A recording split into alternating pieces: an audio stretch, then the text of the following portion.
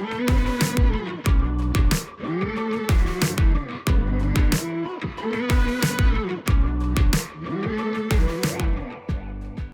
listening to the Decidedly podcast with Sanger Smith and Sean Smith. Our mission is to help business owners like you defeat bad decision making so you can improve your health, wealth, and relationships. We do this by digging deep into the stories and expertise of our guests and distilling their knowledge into actionable wisdom for you to carry into your life and business. If you're new to the show, welcome. Be sure to hit the subscribe button so you won't miss out on any of our weekly episodes. If you prefer to watch this week's episode, head on over to YouTube for the full video. Now, let's get into this week's episode and defeat bad decision making in your life and business.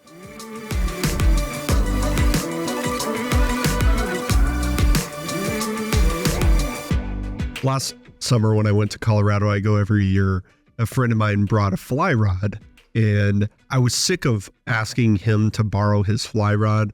And he didn't say this, but he was probably sick of me asking to borrow his fly rod. So I was like, I'll go into town. I'll get my own fly rod. So I went into town. I got a rod. I got a reel. I got line. I got leader. I got flies. I got the whole thing. And I come back and I loved fishing. I mean, the whole time I was fishing all day. Beautiful, like little lake in between two mountains. And I convinced myself, like, I know I don't have access to this in Fort Worth, Texas, but I'm going to be an angler. I'm going to fly fish in Texas. And you're probably not surprised when you hear me say I fished 0 times since that trip to Colorado. But it was still a totally justifiable financial decision because I knew I would be back in Colorado and I'd be able to fish then. So last month, I came up to Colorado for a conference. I thought we were going to be staying right on the water. Turns out I get to the resort. We're not right on the water. It's like a 2-mile walk, and the only way to get to the fishing spot is to walk. So I couldn't squeeze any fishing in between the conference sessions. Last day of the conference, I still have my rod and reel. Like I have to fish, right? I brought my rod and reel on an American Airlines flight. I've got to fish. So I drive an hour and a half to Crystal Creek Reservoir, which is kind of halfway up Pikes Peak. I get there, closed. No cars can go up the mountain. Like, all right, well, I came all the way to Colorado, did not get to fish, but that's okay. I'm coming back in April. So went back in April. I fly there again. Now, I had to pay extra to upgrade my seat so I could like board early so I would have a spot to put my rod and reel on the flight because I am like definitely afraid of having to gate check a bag. So I do that. I get there, I show up, and I realize I forgot my reel. All right, so we go into town. I buy a new reel. This is not my second reel. I've only fished once with the first reel. I come back all the way, and I realize I have forgotten to bring the correct rod. I brought a broken rod, an old broken rod. Well, that doesn't really work well. But again, I have to fish. So I rig up this halfway rod, like the final 2 pieces that snap in, I just didn't use them. So I'm using like a 2-foot long fly rod. And I'm like, why are none of these fish biting? I can see 100 fish in this little river. None of them are biting. Oh, they're not biting because I didn't have any fly floatant. So my fly is just sinking in the river. None of these fish care about it. So then Megan comes out, my fiance, she's staying with me. We're now staying at a cabin like an hour and a half from this river. I take her out. I'm like, I'm going to fish with you. We're going to fish together. Don't worry. It's going to be good. So I buy some fly floatant. We drive out there. Guess what I forgot to bring and I left at the cabin? The rod, the broken rod, the reel, the floatant, the flies, everything. I forgot it all. The next day, I pack it up. I'm like, this is our last day. I'm going to fish.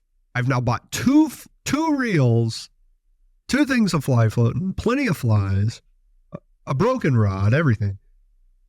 I set it all on the table, get my bag, head out the door, drive an hour and a half. We get to the lake. I left them on the table at the cabin. So I don't know why I tell you that.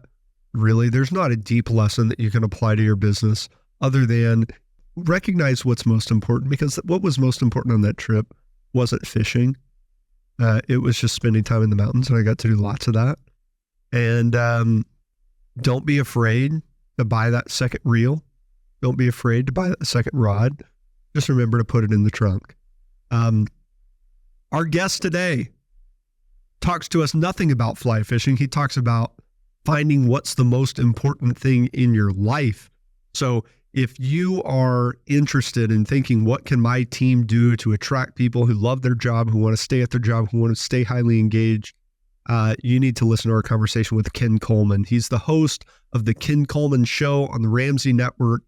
He is a 2-time best-selling author of From Paycheck to Purpose and The Proximity Principle. He's the expert in what it takes for you and your team to find fulfillment in life and business. So many intersections between what Ken talks about and what we preach here at Decidedly. We had a great conversation. Ken shared tons of wisdom and insights that I think will be really, really valuable for you. So wherever you are in your journey of finding that purpose and meaning behind the existence of your business and your life more broadly, Ken has something to share with you. So stick around, laugh a little bit, learn a lot. I'm Sanger Smith, and this is Decidedly.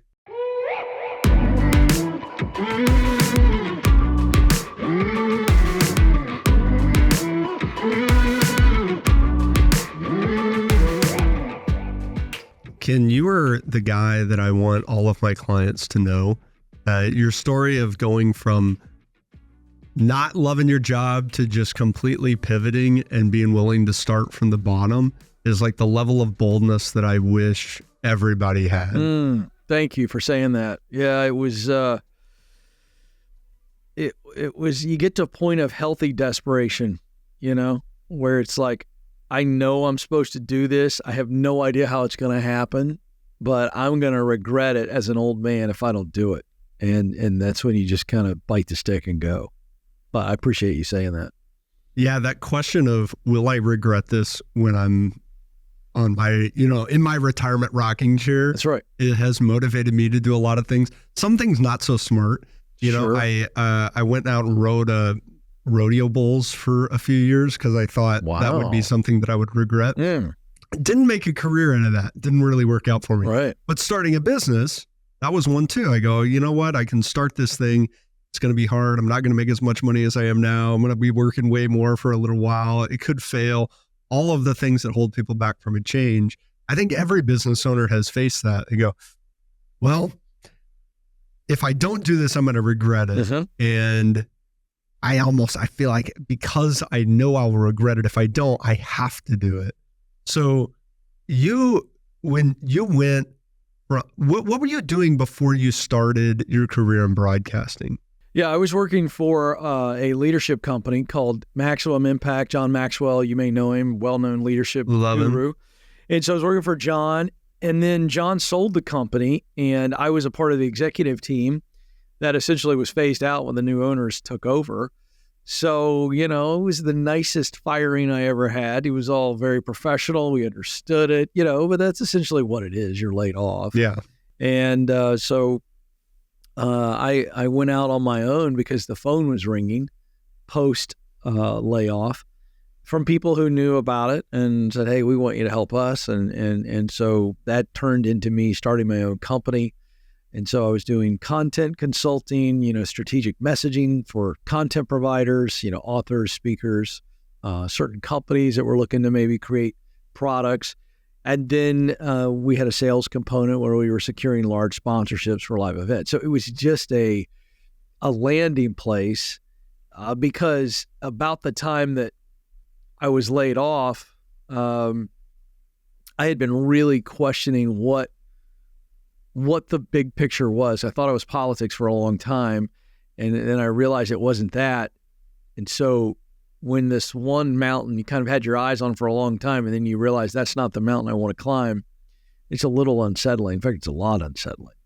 And so I realized that I thought broadcasting was it, but it took me some time. And so I knew that working for myself was the best alternative to give me some control and freedom to pursue these things. So I was just working for myself. What was the thing that made you realize politics wasn't the mountain you were going to climb? The results of that work no longer excited me. So passing legislation, advancing a party platform, while excited to me in my teens and early 20s, in my early 30s, it no longer excited me. So that work, it can do good. We don't see it do very much good very often. But I realized that work in politics as an elected official, that was the aim, was not going to produce the results that I cared most about. And that's that motivation piece. You know, we all long to make a difference, or another way of saying it is we want to make our mark, you know? Mm-hmm. And so when the work you're doing doesn't produce a result that connects deeply to your heart, it's the beginning of the end. And that's where boredom sets in, which is a huge cause of burnout that nobody ever talks about. So that ultimately, when you begin to see someone unhappy at work, sometimes it's the environment, you know, the leader or coworkers, the overall culture, that can be an issue. Sometimes it's not a good fit, you know, it's work that you're good at, but work you don't enjoy, or work that you aren't good at. Of course, that's a miss.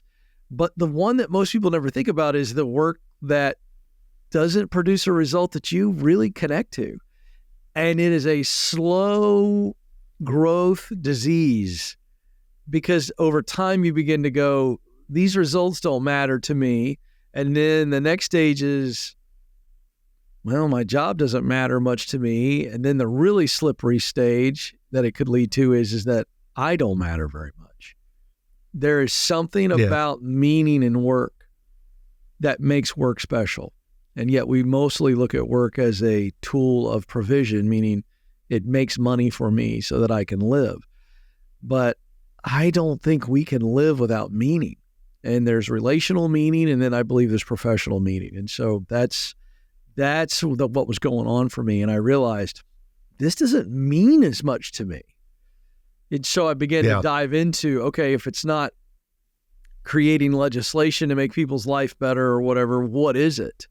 And so that led me on the path to doing what I do now. I realized I wanted to help people, and specifically I wanted to help people find their niche, to find their path, to make that contribution that they want to make.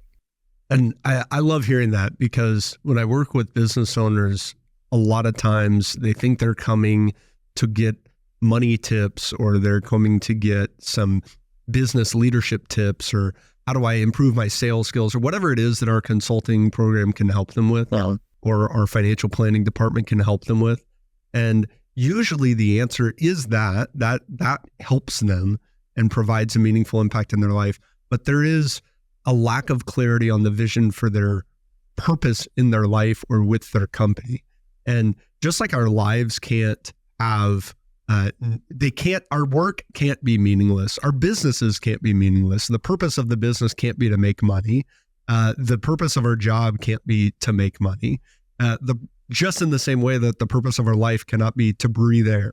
Now, if we stop breathing and we stop making money, it's not going to work out very well. We have to do that. But that can't be the ultimate purpose. That's exactly You made a really big change, and you went from, you actually had my dream job for a little bit, which was broadcasting high school football games. The pay probably isn't what we would dream of. But what was that like, both emotionally, insofar as taking what might have felt like a step back in order to be able to take a step forward? Yeah. But then also, wasn't that just probably the coolest thing ever? Well, it's a really fun question. I would say it was a bit of a cocktail of emotions, because I was having to spend a lot of time, in preparation, because I actually cared. What drives me crazy, full confession here, is what I see as an unbelievable lack of preparation for people who do podcasts or who do broadcasting.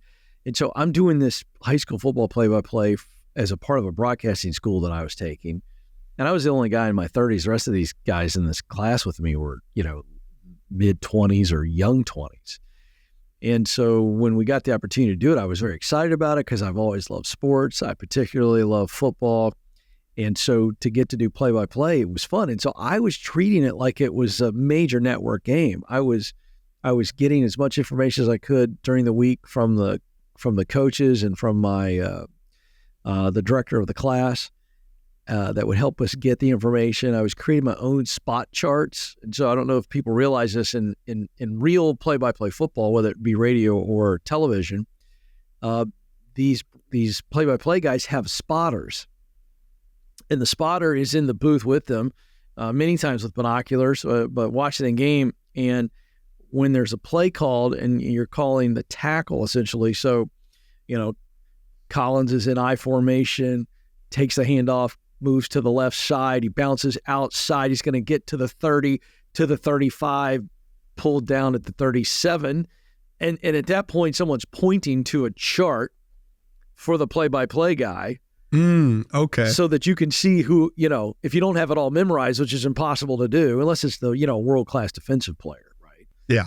And so I was creating my own spot charts.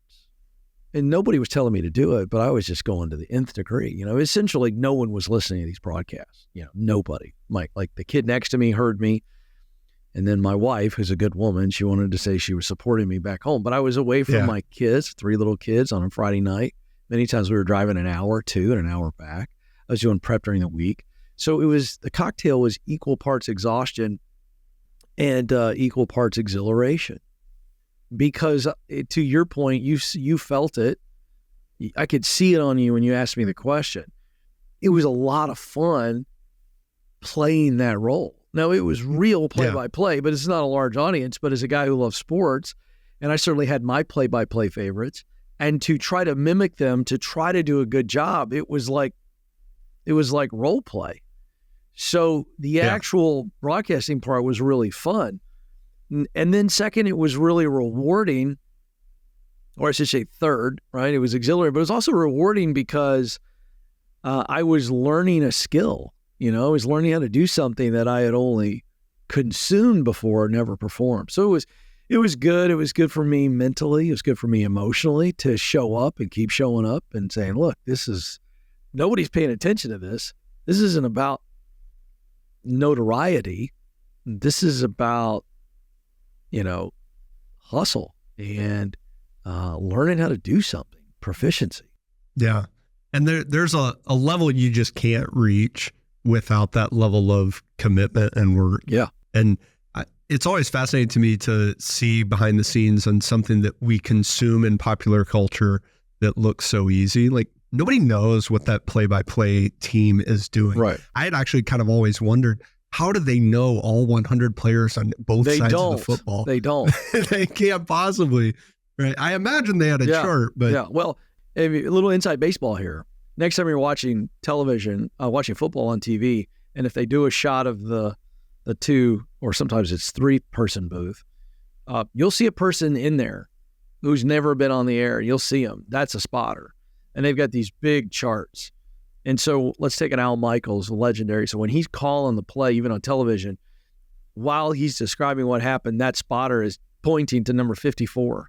His finger's right there, and Al Michaels can say, brought down by, Ezekiel Daniels, the third-year player from Ohio State, or what, you know what I mean? Mm-hmm. So that's all right there.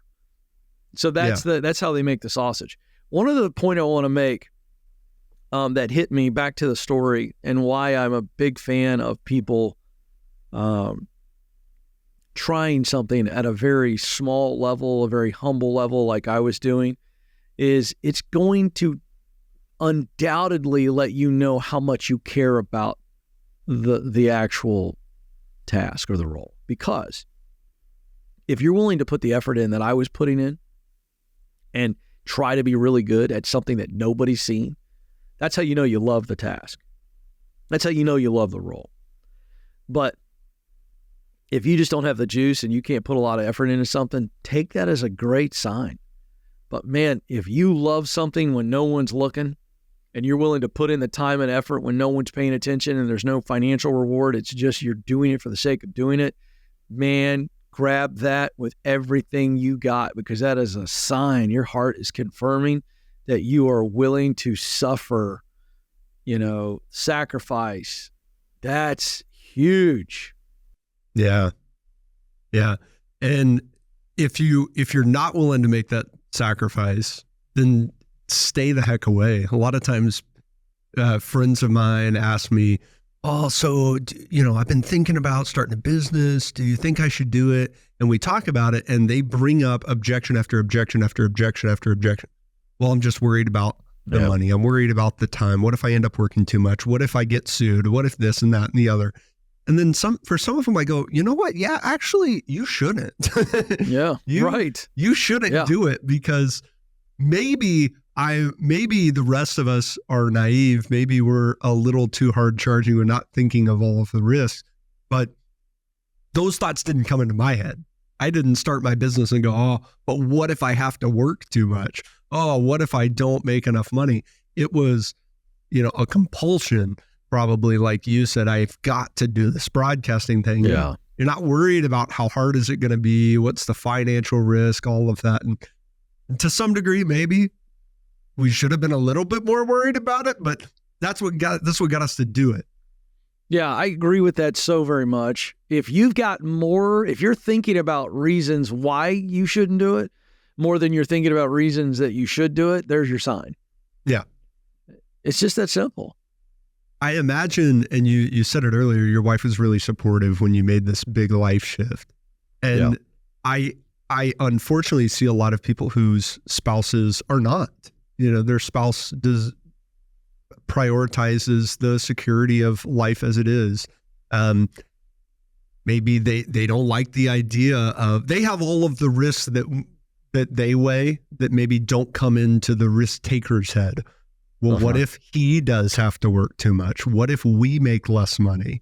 And so the individual who's thinking about this big change, whether it's a job change, starting a business, et cetera, they may be content with the level of risk, but their spouse isn't. What do you think is the key, or even maybe is there a key to having a spouse that can support you? Because that's so critical to make it happen. Yeah. Well, hopefully you've married someone prior, before we get to these kind of big moves, you've got someone who is really committed to you, and no matter what you bring to them, they're going to try to figure out a way to make it work. Okay. So that starts there. And I had a woman who, and still do, Stacy is just always default is going to be supportive and believe in me. And so then when we have to make tough decisions, it's not a blind, okay, we're going, I've got to do a good job of casting vision here. So this is about vision casting. So what the advice is number one, don't tell them what you're doing. Share with them what you want to do, and share the why. And to the extent that you can, share the how. And you're not sharing this in a sales format. You're not trying to close the deal. We're just simply sharing. Yeah. Now, shut up. So step one is share. Step two is shut up and listen. And let that spouse ask questions. Let the spouse raise objections. Let the spouse worry a little bit. Just let them respond. Mm-hmm. And to the extent that you've got some objections, you need to ask some follow-up questions on the objections. Instead of immediately trying to answer the objection, I think it's wise to ask a couple more questions and see if we've got something below the initial objection. And most of the time, when somebody objects to something, whether they be a spouse, a child, a coworker, a leader, I have found that there's something below the initial objection. Whatever's said to me initially is only the surface. And so just like we see an iceberg tipping above the water, but we realize the serious girth and the serious mass is below the water, I think the same thing is true to a person sharing an objection. So I want to dig a little bit, and to the extent that I can understand the real objection, or what's behind the objection rather, I also can help them see what they're, what's behind the objection too. That gets us all usually on the same page. And being on the same page is huge. Which, by the way, you don't have to be on the same page all the time as a married couple on big decisions. You just, not the same line, the same page. But I think some people think we got to be saying the same thing. And I don't think that's true. In fact, I can think the major decisions of my life with my wife around parenting decisions, changing a kid's school or something like that, or deciding on a medical procedure that's kind of like, okay, what are we going to do?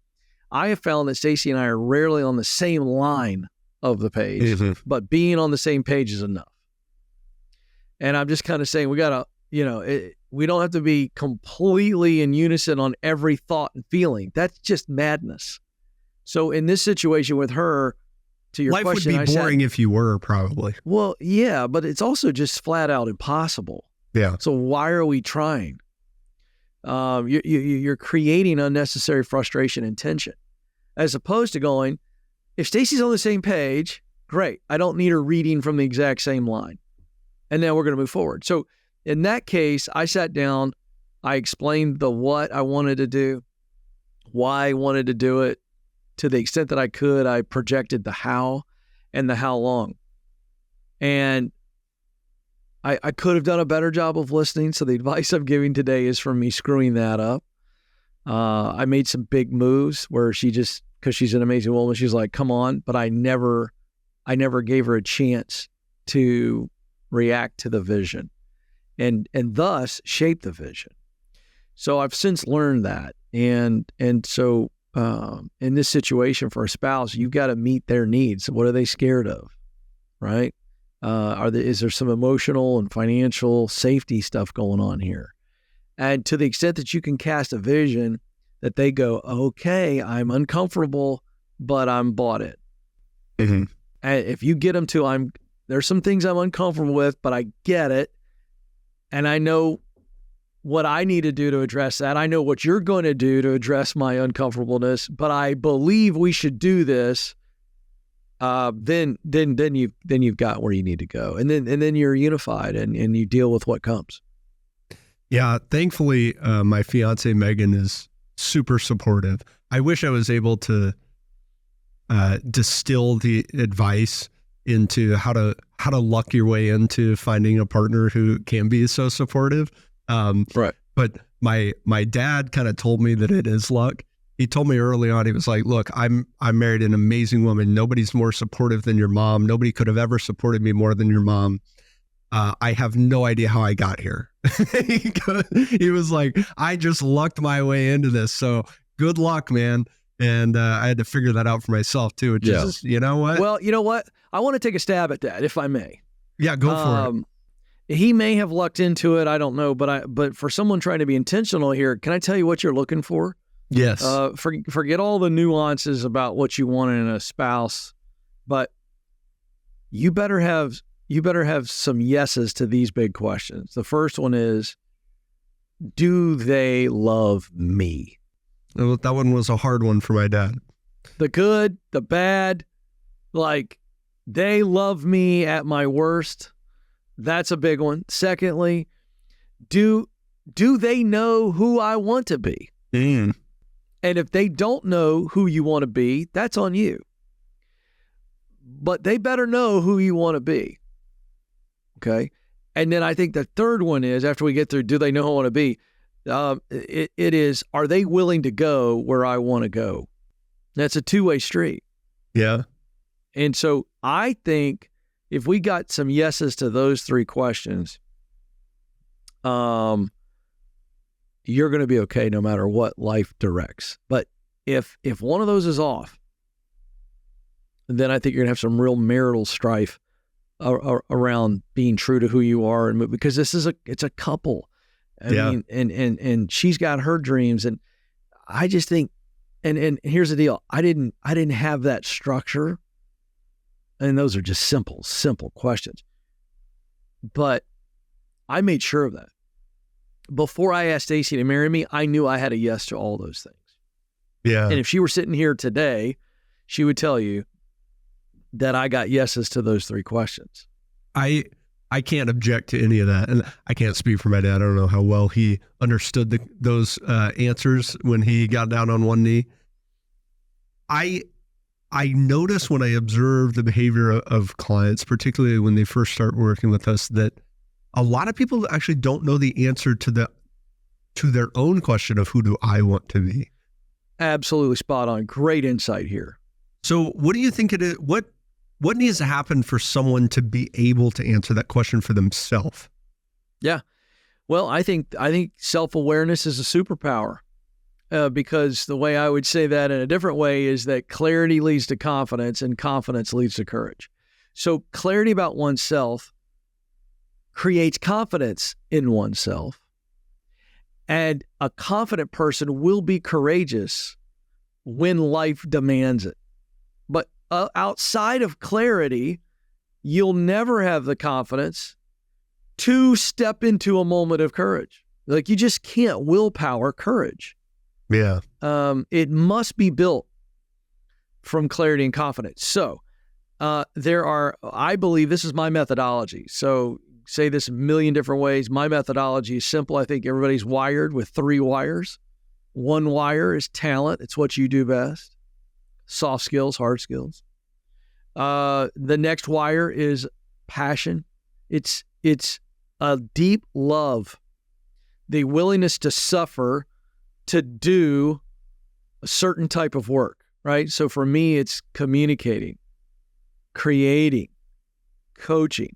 That's the kind of stuff that I have been willing to suffer to get the opportunity to do. I wake up. You could wake me up. I mean, my publicist is sitting right here. I'm telling you, he would tell you this. If he called me at 2 a.m. and I had just been hitting the bottle hard, which I don't do, but this is a fun example. And I'm just like, what? And he said, you got to be ready in 20 minutes. Go splash some cold water in your face. Put a coat on, tie, get here. And I'm going to say yes to that at 2 a.m. And the reason is not because I'm more disciplined or I'm a real pro. That's all. No, it's because I love the pressure of performing. In fact, the less amount of time he would give me would make it even more exciting. Yeah. Right? Because I would know that, like, okay, I got to give and I created the most ridiculous example. Okay. I'm not hitting any bottles and I'm not waking up at 2 a.m. to do hits. Don't get any ideas, Kurt. But I'm telling you, I'm creating an absurd situation to say, I know me. Yeah. And again, this isn't a pat me on the back thing. This is I don't have any control over that. That's who I am. And he would tell you that. I'm in. Yep. Are you kidding me? I got 5 minutes to get ready for a national media hit, and I don't know what they're going to say, but yeah, I'm in. That's how I'm wired. That's that passion piece. I could be describing for someone to build something to the point that their hands are gnarled and broken. And, Sure. I could go on and on and on. Okay, that's true passion. By the way, the root word for passion means to suffer. And then the third wire is what I call mission, but that wire is there are results that I want to put into the world. So quick review. One wire is talent, what I do best. The second wire is passion. This is a deep love of a certain task or role that I love to fill or perform. And then the third one is a sense of mission. I want to produce this for the world. This is where I want to make my mark. And so those 3 wires, and we're talking about a professional context, that's how you answer the question, who am I? Well, I can tell you, this is what you do best. This is what you enjoy doing most. And these results motivate you most. And so now we go, oh, I see who I am. Now, that's what I call design. The second element to answer your question, how do we know who we really are? How do we get that true self-awareness and clarity? The second thing is we got to look at our story. So I just explained design. That's how we're wired. But the other thing is our story. So we go back and we look at the environment we grew up in our home. We've got to go there first. What was life like inside the 4 walls of my home? How did my mom and dad act about this? What did they believe? What did they say? Boy, that's a huge thing you got to pay attention to because it's shaped the way we are. Sometimes it's not that we are in lockstep with mom and dad. In fact, we might be on the opposite side of it and go, I don't like that. Yeah. And because it was a negative experience, it shaped me this way. Or it was a positive experience, it shaped me this way. Or most likely it's positive and negative, and that shaped me. And then the last piece of the story is first is environment, and the second piece is experience. What has happened to me in my life up to this point? What were my wins? What were my losses? And as we begin to go back and look at our story, we begin to see how we're shaped. And so we see design, and then we see how we're shaped. And if you can walk through that and be honest and accept what is true, you're going to be an extremely aware person. And so then you know who you are. So I took a little extra time there, but that's the simplest, I believe, most powerful way to figure out who you really are. And now that you know who you are, you've got to accept who you are. It's not enough to know it. You got to believe it. You know? What do you think's the key in believing it? Not rationalizing the answers away. Go, this is who I am. Yeah. This is what my parents were like. And I was hurt this way. And this has happened to me. These are realities. This is who I am. And I need to be okay with it. And that's the idea of accepting it and going, this is true. Like, don't try to rationalize it and shove it under the carpet. Fully accept this is who I am. And it doesn't necessarily mean that's who you're going to become, but it is who you are now. Yeah. And so, for instance, let's say you're dealing with some trauma or something in your life. So you go, this is who I am. I am a person that has been hurt deeply by this, this, and this. And so that's who I am. Now I get to go, okay, who do I want to become? And so that begins the process of personal and professional growth. How do you think you blend balance between accepting who you are, accepting your talents and your passion, and then using that as a crutch for why you are not as good at other things? So, for example, this may resonate with a lot of people. I worked with a guy who was notoriously bad at getting things submitted on time. And we challenged him about that, he would say, well, this is how my brain works. I'm not a very organized guy.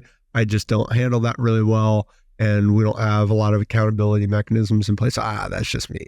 I'm just not so good at that. And look at my culture index and look at my DISC profile and look at all these other things. See, I'm just not very good. I'd say he's absolutely right. He's absolutely right. And then I would also say, but my guess is you're equally as bad as you are in that, you're brilliant at this. And so my guess is he's a starter, not a finisher. Is that true? Yes. Very creative type. So as his leader, you should have said, I'm not criticizing, but I think the leader goes, you know what? You're actually right. And instead of putting you in a role where you've got all these deadlines and administrative things and the process that's probably not very good, probably doesn't have a lot of accountability, but do we really want the guy who's a great starter to be doing anything with finishing? I'm going to tell you right now, as a leader, I don't want a guy who's really good at starting to do anything related to finishing. See, this is what's wrong with the world. I'm going to get really fired up here because I appreciate the question, but I would go, yeah, you know what? As your leader, I'm sorry you're having to deal with all that stuff that you suck at. Yeah. Let me help me figure out a way to get you in a role where you're doing only stuff that you're really good at. Because I got other people who are great at the finishing piece, but they couldn't start if their life depended on it or whatever. So this is the mindset of the Western Hemisphere, that we have to work on our weaknesses. Oh yeah, it's a horrible idea. It's so dumb. If I'm, let's say on a scale of 1 to 10, let's say a 1 is suck and 10 is great. If I'm a 3 or a 4 in something and I get accountability and I take responsibility, I say, I suck at this and I need to get better at deadlines. Okay. Well, if I work really, really, really hard on myself, I might move up 2 numbers. Yeah. Not going to be great at it. I'm going to be average. If I'm a 3 or 4, I've now turned myself into 5 or 6, still sucks. Nobody wants a higher average. Nobody wants to be average. But let's say I'm a 7 or 8 in something, and I work really, really hard on that talent, and I shape that and sharpen that. Woo! Man, I'm a 9 or a 10 now. And people pay for 9s and 10s, and people like being a 9 or a 10. So that's the idea there. So that's my response to that scenario. Now, let me also just say, there is basic responsibility. Like, so for instance, I'm not a good finisher, but I still got to pay my bills. I still got to pay my taxes. So, I mean, within some reason here, it doesn't mean we just take no responsibility for anything. Sure. But I would be looking at that scenario in that position, and I go, how much of that is a function of it? It's just so not how that person is wired. And then where does responsibility come in for that person to do basic stuff? Like you show up to work, you turn stuff in. I get it. But largely, a lot of that stuff is fixable for the leader. Yeah, we can customize the role, or at least find the right role, whether it's in our organization or not, for this person to succeed. Yeah, I agree with that 100%. You said that the mindset of the West is to focus on our weaknesses, and I agree that's a mistake. It's like Shaquille O'Neal practicing his free throws. You're bad at free throws. You're not going to be good at free throws. Practice scoring in the paint because you're the best in the world at that. Are there other cultures outside of the West that don't have that mindset like we do? Well, I'm not so much an expert on other cultures. I just know that this idea of work on your weaknesses is largely an idea that kind of exists in our Western Hemisphere, largely the United States, and it comes out of the personal growth movement, and so it's just a very different kind of a hustle culture. But I mean, if you look at the East, yeah, you don't see this in Asian cultures. You don't see that. In fact, Ikigai is a Japanese form of pursuing happiness, and so it's very much in the Ikigai model. It's very much a focus on what I've been talking about. It's like find that balance, find that intersection of what you're really good at and what you enjoy doing, and so there's no frustration built into that model. Yeah, it's like they're not going, hey, find out what you're really bad at and do your best to be enlightened in that area. No, it's not at all. So find out what impresses your parents the most and do that. Yeah. And so I just, that's what I mean when I say that's a Western Hemisphere idea, and by the way, a lot of that comes from our education system, which again is very different. Even in Europe, the way they educate, certainly on the university level, our education system, I don't want to hack anybody off, but do your own research here. Our education system was built to train factory workers, and it's never changed. Yeah. And it's a little bit, it was a conspiracy. And it was a real conspiracy to say we're going to conspire to create a school system and environment that prepares people for an 8-hour day and doing a certain thing and doing it well. And that's what you see in our school system in the United States today. It's a one-size-fits-all model. It's not fitting very well. It's breaking down. It hasn't worked for a very long time. I think that's why a lot of people are comfortable being in a job that they don't like, is because they were trained their entire 100%. childhood to just something you got to do through something they didn't like. I hated school, man. I hated school. Yeah. And I'm not saying I didn't make any mistakes. I made my own mistakes. But any time a mistake was made or an underperformance was realized, it was because I wasn't obeying enough. It was never because the environment wasn't correct or I could be better suited to learn this instead of that. It was never, the system was never under threat. It was me and how do I need to conform better? And I'm not blaming my parents. I think that's their attitude toward that was a function of them going through the same system. But that was the response I got from everybody. Yeah, and our American school system teaches kids to avoid failure, not embrace failure. Oh, yeah. Think about it. First thing you do when you get your score back, you got your grade, and it was like minus Think about the psychology over time. -10, -12. What are we conditioned to do? What do? We get the test back, we look at, or the essay, and we get back, and what do? We look at everything we did wrong. Yeah. We don't focus on what we did right. And then the whole idea here is that, well, you failed. Got that wrong. Weren't quite good enough there. Yeah. As opposed to going, you got this thing right, you got this many right. That's one thing. And then instead of minus this, it's like, all right, so this is where you are. Let's talk about why you are where you are. Let's talk about why you're consistently getting C's in math. Well, first reason is I hate it. And the reason I hate it is because I suck at it. Yeah. Great. So let's learn through that.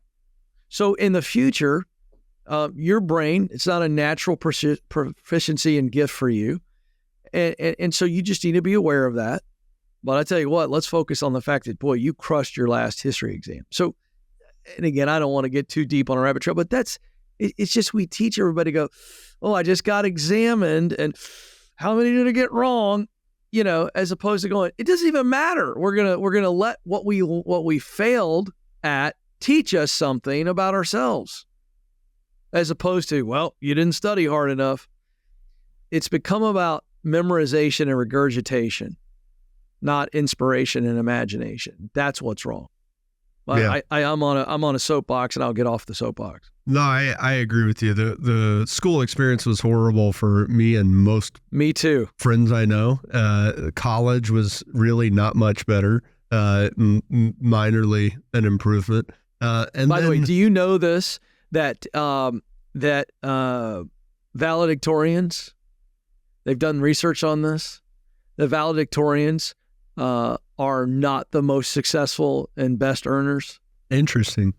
It's the C students.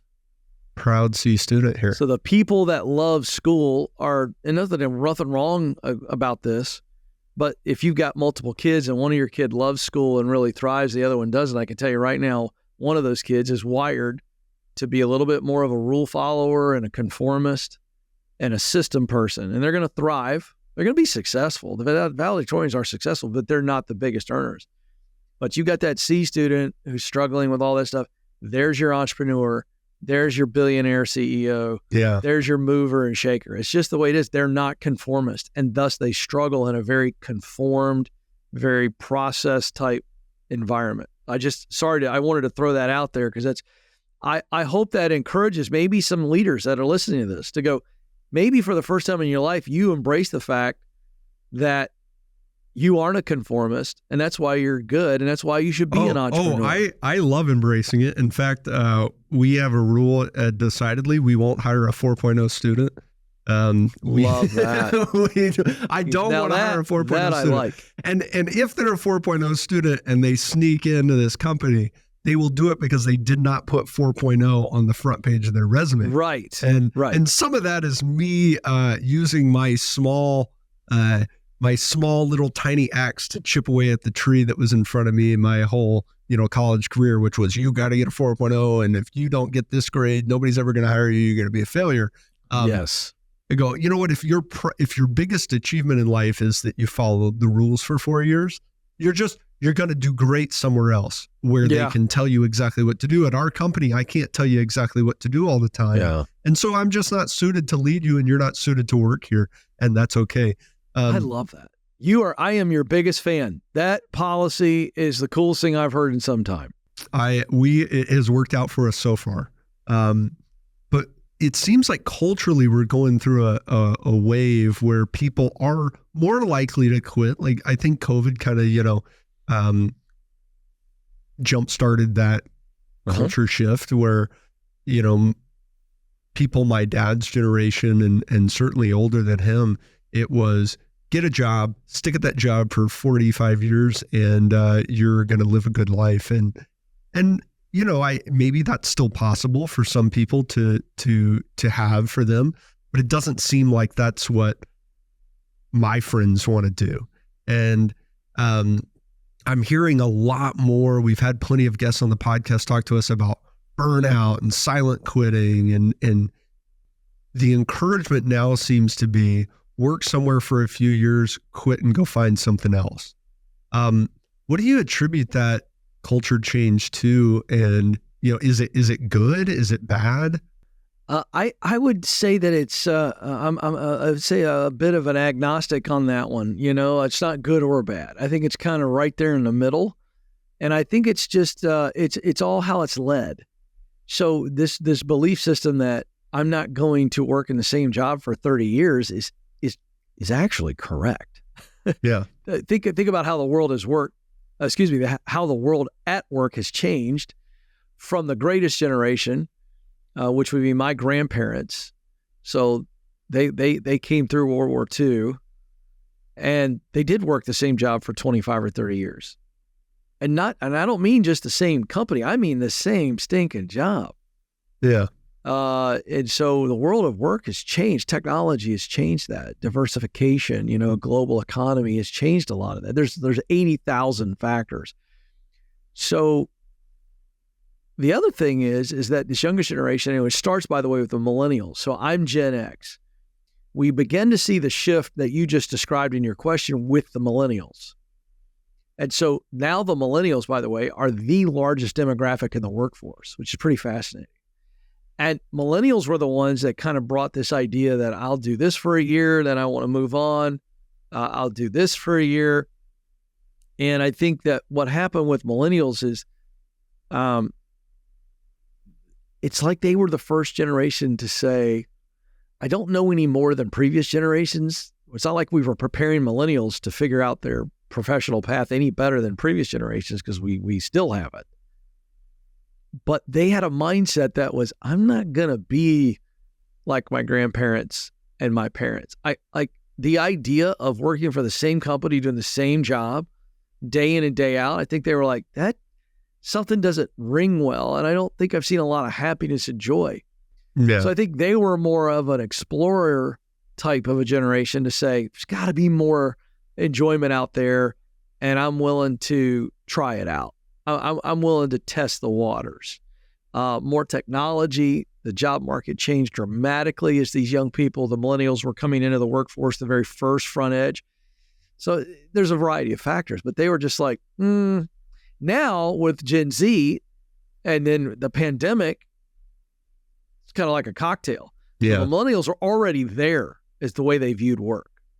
They were all about upward mobility. I want to make as much money as I can, as early as I can, and I'd like to try to be happy and have some life balance. That was the millennials. Then the pandemic comes in, and that completely, for lack of a better way of describing, took the millennial point of view and just went on everybody. It's kind of like, man, I could die. We don't know if we're going to make it. I could get laid off. I don't want to be subject to that. It was a good justification for an already existing cultural thesis. Yeah, but I think everybody else kind of picked up on it, and it's like, okay. And then let's say midway through the pandemic, depending on what state you come from, we saw the Great Resignation start. Yeah. And crazy, we saw the job market get overheated to where companies were desperate for talent. They were overpaying, and it created this musical chair type situation. And so people were hopping even more. Sometimes I talked to a guy on the air the other day, 3 jobs in 3 years. And he was calling to say, should I take the 4th? Is it going to hurt my resume? Yeah. And so, this is a very normal thing. Today, as we talk, there are people that are holding down 2 full-time jobs and the companies don't even know about it. Yeah. Because of remote work. So, bring in Gen Z to the bottom of this, and Gen Z at the bottom of that whole situation, they're more entrepreneurial than most generations. And the single greatest factor for that is social media, and YouTube's a part of that.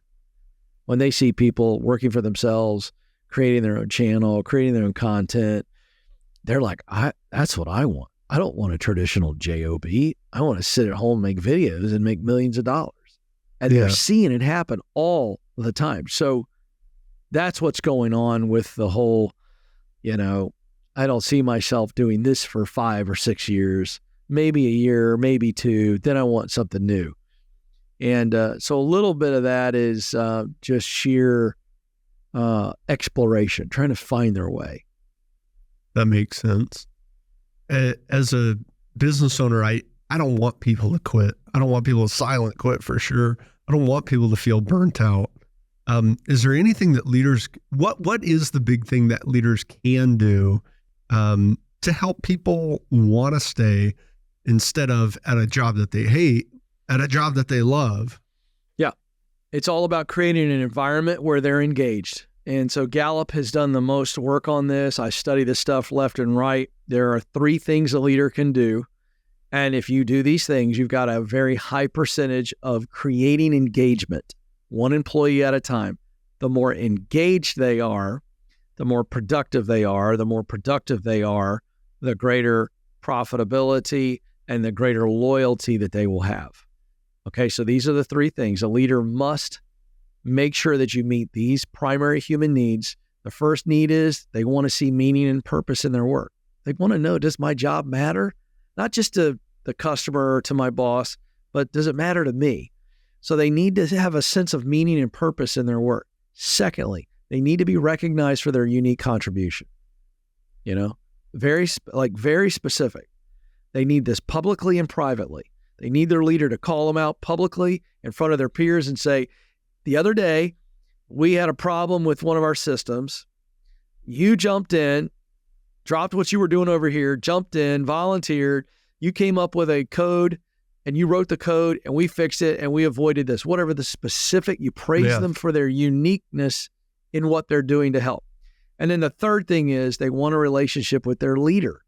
And what this means is, it's the way I would define it based on the data from Gallup is, it's not best friend stuff. We're not talking about best friends and unhealthy or a lack of boundaries. It is, do I know that my leader cares about me? And so I would use the word coach or maybe mentor. And to the extent that a leader can be that, that's what they mean by a relationship. They just want to know that their boss sees them, that their boss hears them, that their boss cares for them. So quick review, you as the leader have got to put them in a role and then help them see that their role has meaning and purpose to them. 2, recognize them regularly for their unique contribution. And then 3, build a relationship with them. Be that coach, that mentor, that trusted guide that they know you care. You do that and watch the engagement. We just know this from the data. It is indisputable. Yeah. Leaders that do that create high engagement, and engagement's where you get loyalty and super high productivity. That makes sense. As a business owner, I can't do it all on my own.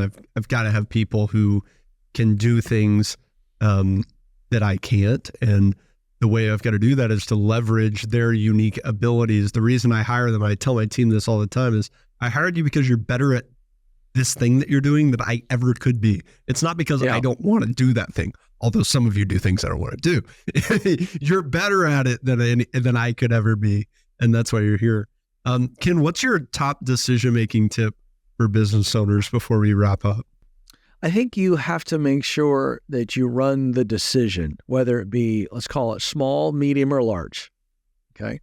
You've got to run each decision through your values, and hopefully you're living your values consistently.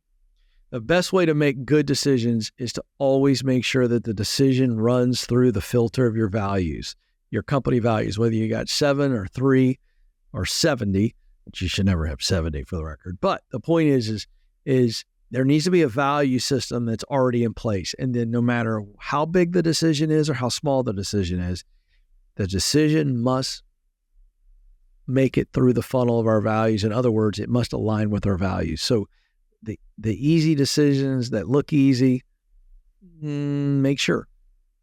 I love it. Make sure that the values are driving that. The big decisions, the hardest ones, make the decision based on your values, and no matter what happens, it will be the best decision you could have made at the time. Can we always play armchair quarterback? Yes, but you're not going to lose your way. You're not going to make a huge misstep if you let your values inform your decisions. I could not agree more. Thank you so much for being here, Ken. Where can people connect with you and the work that you're doing? Sure. Thank you for having me. I've really enjoyed it. KenColeman.com is the website where you can learn more connect via social media, get books and the assessments and things of that nature that'll help you lead and help you grow as a professional. So that's the best way to connect is kencoleman.com, and then the Ken Coleman Show, certainly on YouTube or wherever you listen to podcasts. All right. Ken Coleman, thanks again, man. Thank you. Privilege.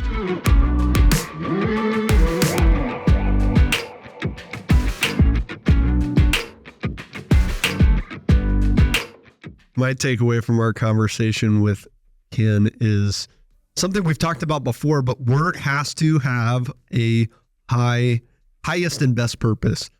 Your business has to have highest and best purpose. Your life has to have a highest and best purpose. If the reason that you're showing up to your job or the reason that you started that company is to make more money, it is ultimately going to be unfulfilling. I was at a conference in Colorado last month.